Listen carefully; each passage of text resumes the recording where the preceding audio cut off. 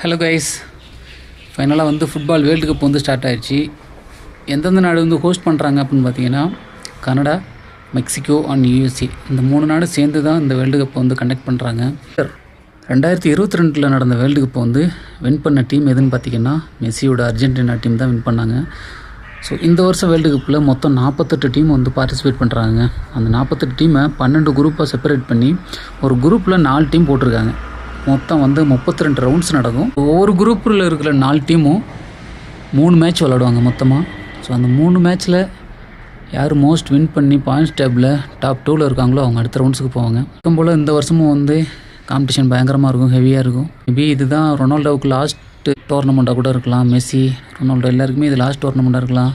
Neymar, இப்படி star players எல்லாருமே இந்த வேர்ல்டு கூட ரிட்டையர்ட் ஆனாலும் ஆகலாம். ஃபைனலாக எந்த டீம் பெஸ்ட்டு டீமோ அதுதான் கப் அடிக்கும். ஸோ உங்களோட டீம் எது, நீங்கள் யாருக்கு சப்போர்ட் பண்ணுறீங்க, யாருக்கு கப் அடித்தா நல்லாயிருக்கும் அப்படின்றத மறக்காமல் கமெண்ட்டில் சொல்லிட்டு போங்க.